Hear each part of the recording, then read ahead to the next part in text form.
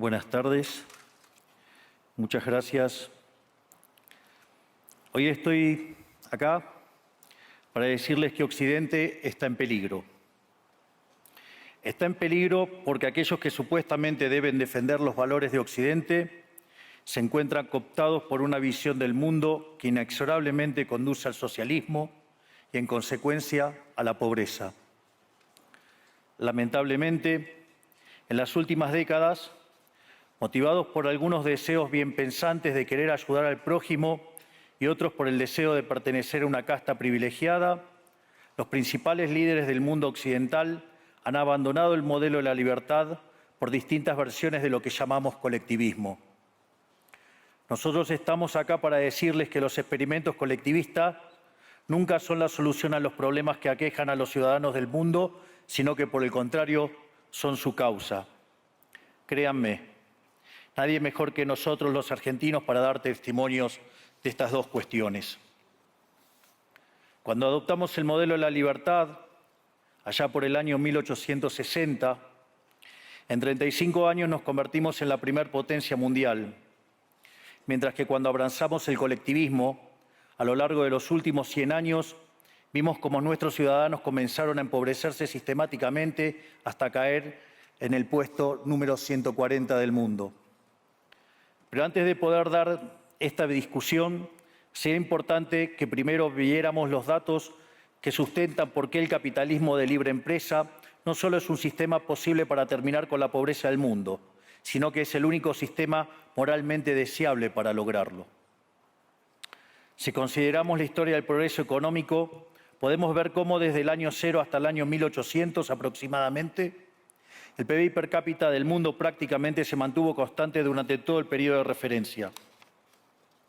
Si uno mira un gráfico de la evolución del crecimiento económico a lo largo de la historia de la humanidad, uno estaría viendo un gráfico con la forma de un palo de hockey, una función exponencial que se mantuvo constante durante el 90% del tiempo y se dispara exponencialmente a partir del siglo XIX.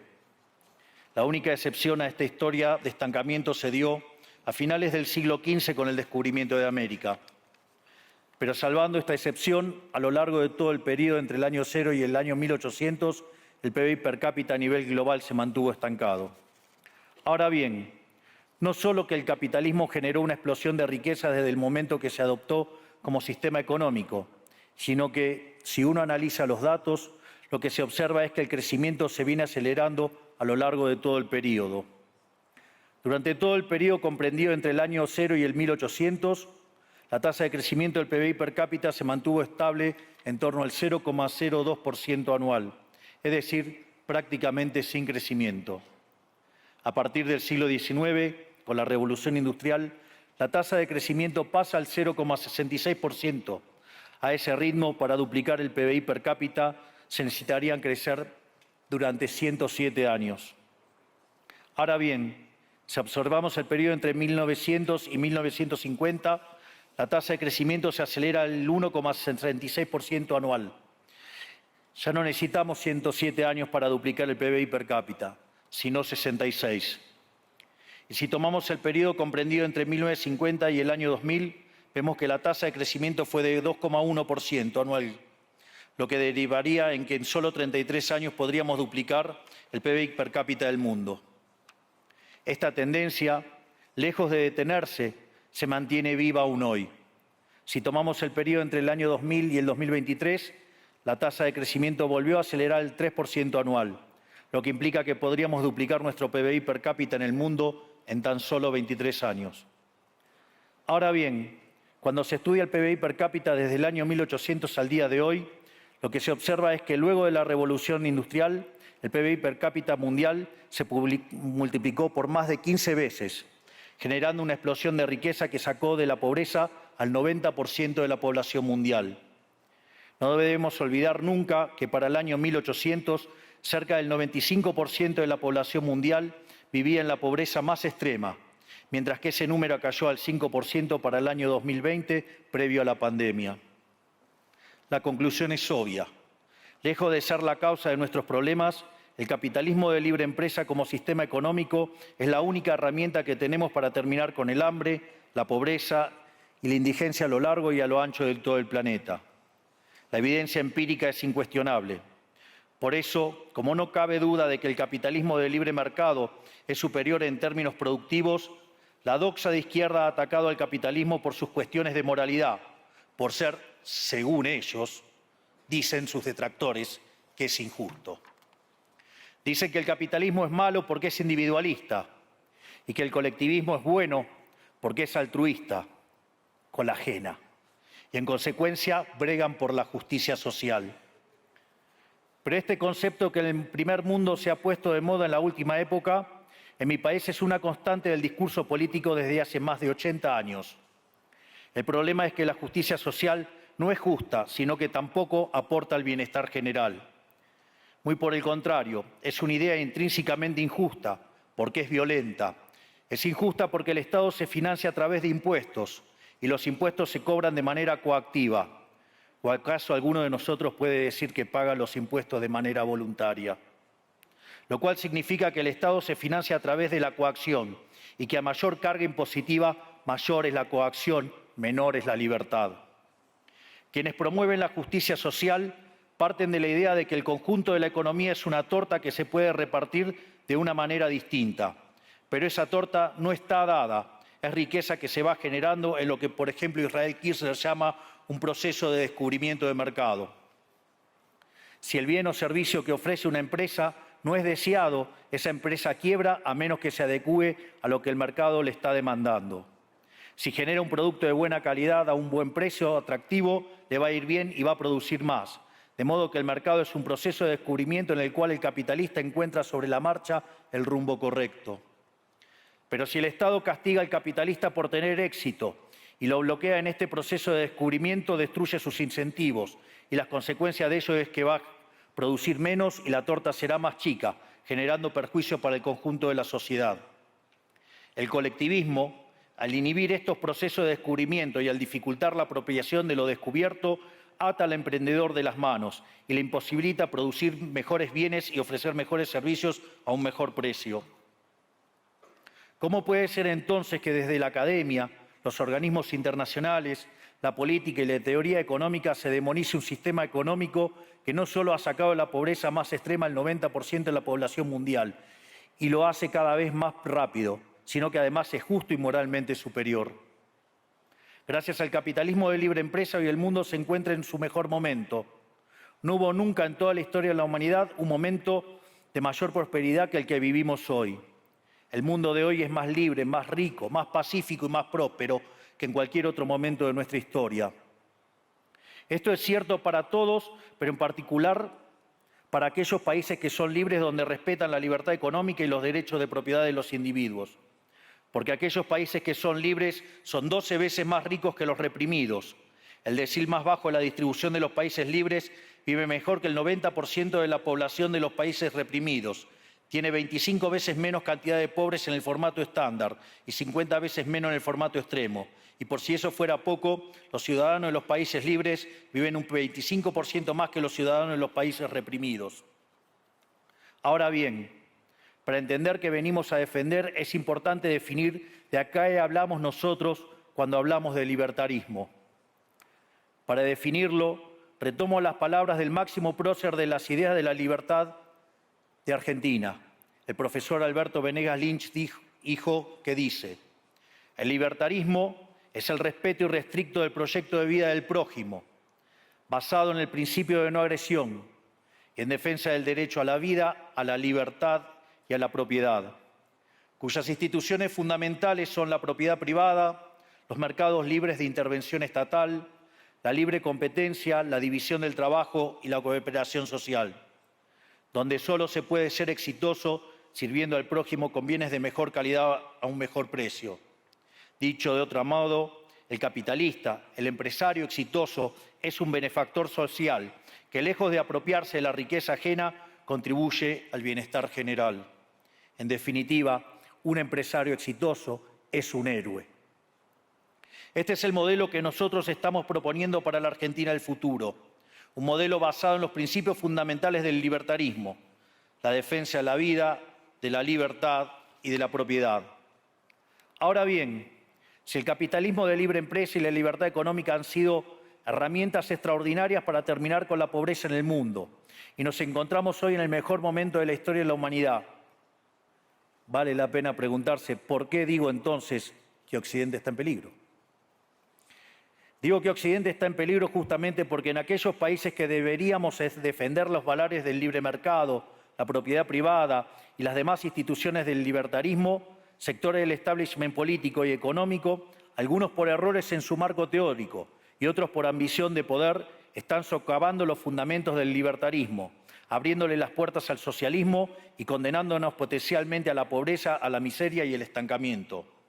Porque nunca debe olvidarse que el socialismo es siempre y en todo lugar un fenómeno empobrecedor, que fracasó en todos los países que se intentó. Fue un fracaso en lo económico, fue un fracaso en lo social, fue un fracaso en lo cultural y además asesinó a más de 100 millones de seres humanos. El problema esencial de Occidente hoy es que no solo debemos enfrentarnos a quienes, aún luego de la caída del muro y la evidencia empírica abrumadora, siguen bregando por el socialismo empobrecedor, sino también a nuestros propios líderes, pensadores y académicos que, amparados en un marco teórico equivocado, socavan los fundamentos del sistema que nos ha dado la mayor expansión de riqueza y prosperidad de nuestra historia. El marco teórico al que me refiero es el de la teoría económica neoclásica, que diseña un instrumental que, sin quererlo, termina haciendo funcional la intromisión del Estado, el socialismo y la degradación de la sociedad. El problema de los neoclásicos es que, como el modelo del que se enamoraron no mapea contra la realidad, atribuyen el error al supuesto fallo del mercado, en vez de revisar las premisas de su modelo. Sobre pretexto de un supuesto fallo de mercado, se introducen regulaciones que lo único que generan es distorsiones en el sistema de precios que impiden el cálculo económico y, en consecuencia, el ahorro, la inversión y el crecimiento. Este problema radica esencialmente en que ni siquiera los economistas supuestamente libertarios comprenden qué es el mercado, ya que si se comprendiera, se vería rápidamente que es imposible que exista algo así como un fallo de mercado. El mercado no es una mera descripción gráfica de una curva de oferta y otra de demanda en un gráfico. El mercado es un mecanismo de cooperación social donde se intercambian voluntariamente derechos de propiedad. Por lo tanto, dada esta definición, hablar de fallo de mercado es un oxímoron. No existe el fallo de mercados. Si las transacciones son voluntarias, el único contexto en el que puede haber un fallo de mercado es si hay coacción. Y el único con la capacidad de coaccionar de manera generalizada es el Estado, que tiene el monopolio de la violencia. En consecuencia, si alguien considera que hay un fallo de mercado, les recomendaría que revisen si hay intervención estatal en el medio. Y si encuentran que no hay intervención estatal en el medio, les sugiero que hagan de nuevo el análisis porque definitivamente está mal. Los fallos de mercado no existen. Un ejemplo de los supuestos fallos de mercado que describen los neoclásicos son las estructuras concentradas de la economía. Sin embargo, sin funciones que presenten rendimientos crecientes a escala, cuya contrapartida son las estructuras concentradas de la economía, no podríamos explicar el crecimiento económico desde el año 1800 hasta hoy. Fíjense qué interesante. Desde el año 1800 en adelante, con la población multiplicándose más de 8 o 9 veces, el producto per cápita creció más de 15 veces. Es decir, existen rendimientos crecientes. Eso llevó la pobreza extrema del 95% al 5%. Sin embargo, esas presencias de rendimientos crecientes implican estructuras concentradas, lo que se llamaría, por ejemplo, un monopolio. ¿Cómo puede ser que algo que haya generado tanto bienestar para la teoría neoclásica, eso es un fallo de mercado? Economistas neoclásicos, salgan de la caja. Cuando el modelo falla, no hay que enojarse con la realidad, hay que enojarse con el modelo y cambiarlo. El dilema que enfrenta el modelo neoclásico es que dicen querer perfeccionar el funcionamiento del mercado atacando lo que ellos consideran fallos, pero al hacerlo no solo abren las puertas del socialismo, sino que atentan contra el crecimiento económico. Ejemplo, regular monopolios, destruirle las ganancias y destrozar los rendimientos crecientes, automáticamente destruiría el crecimiento económico. Dicho de otro modo, cada vez que ustedes quieran hacer una corrección de un supuesto fallo de mercado, inexorablemente, por desconocer lo que es el mercado o por haberse enamorado de un modelo fallido, están abriendo las puertas al socialismo y están condenando a la gente a la pobreza. Sin embargo, frente a la demostración teórica de que la intervención del Estado es perjudicial y la evidencia empírica de que fracasó porque no podía ser de otra manera, la solución que propondrán los colectivistas no es mayor libertad, sino es que es mayor regulación, generando una espiral descendente de regulaciones hasta que todos seamos más pobres y a la vida de todos nosotros dependa de un burócrata sentado en una oficina de lujo. Dado el estrepitoso fracaso de los modelos colectivistas y los innegables avances del mundo libre, los socialistas se vieron forzados a cambiar su agenda. Dejaron atrás la lucha de clases basada en el sistema económico para reemplazarla por otros supuestos conflictos sociales igual de nocivos para la vida en comunidad y para el crecimiento económico. La primera de estas nuevas batallas fue la pelea ridícula y antinatural entre el hombre y la mujer. El libertarismo ya establece la igualdad entre los sexos. La piedra fundacional de nuestro credo dice que todos los hombres somos creados iguales, que todos tenemos los mismos derechos inalienables otorgados por el Creador, entre los que se encuentran la vida, la libertad y la propiedad. En lo único que devino esta agenda del feminismo radical es en mayor intervención del Estado para entorpecer el proceso económico, darle trabajo a burócratas que no le aportaron nada a la sociedad, sea en formato de ministerios de la mujer o organismos internacionales dedicados a promover esta agenda. Otro de los conflictos que los socialistas plantean es del hombre contra la naturaleza. Sostienen que los seres humanos dañamos el planeta y que debe ser protegido a toda costa, incluso llegando a abogar por mecanismos de control poblacional o en la agenda sangrienta del aborto. Lamentablemente, estas ideas nocivas han pregnado fuertemente en nuestra sociedad. Los neomarxistas han sabido cooptar el sentido común de Occidente. Lograron esto gracias a la apropiación de los medios de comunicación, de la cultura, de las universidades y sí, también de los organismos internacionales. Este último caso es el más grave, tal vez, porque se trata de instituciones que tienen enorme influencia en las decisiones políticas y económicas de los países que integran esos organismos multilaterales. Por suerte, somos cada vez más los que nos atrevemos a levantar la voz, porque vemos que si no combatimos frontalmente estas ideas, el único destino posible es que cada vez vamos a tener más Estado, más regulación, más socialismo, más pobreza, menos libertad y, en consecuencia, peor nivel de vida.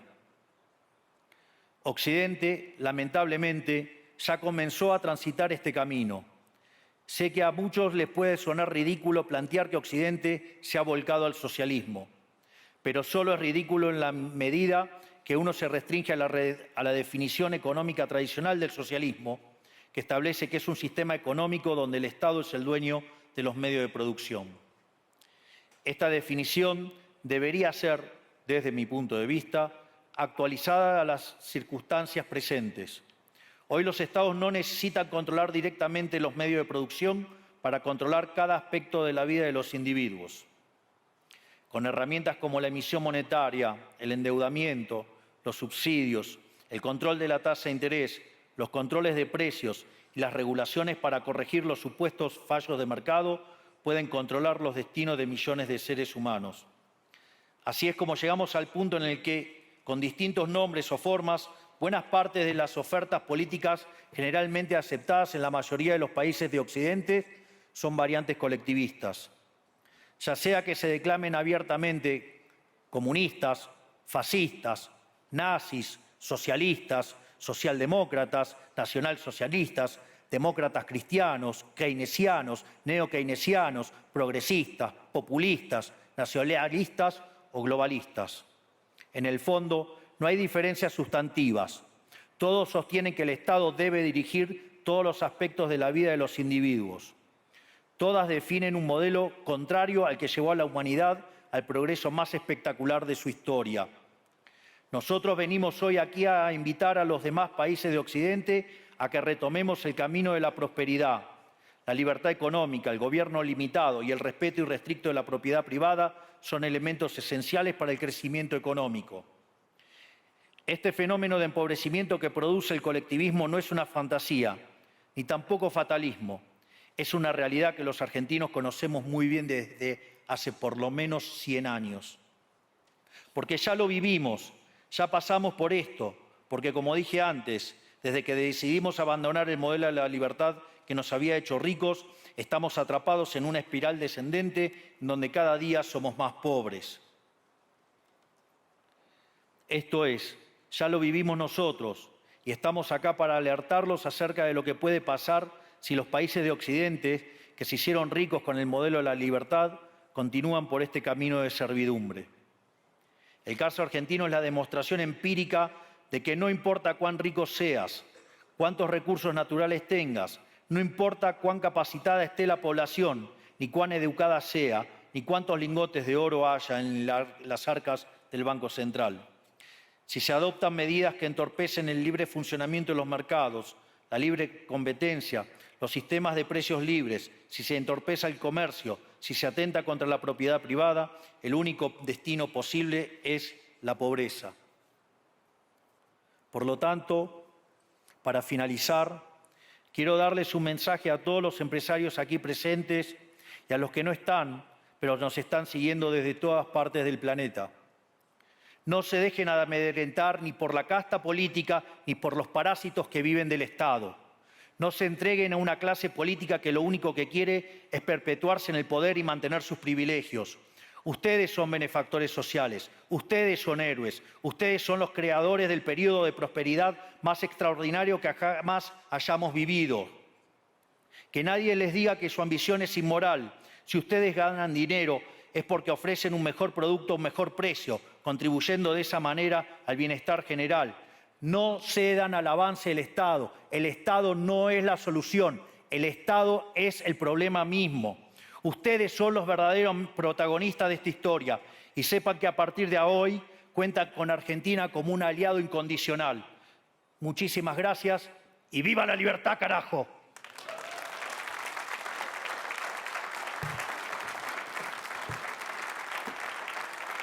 Gracias, presidente.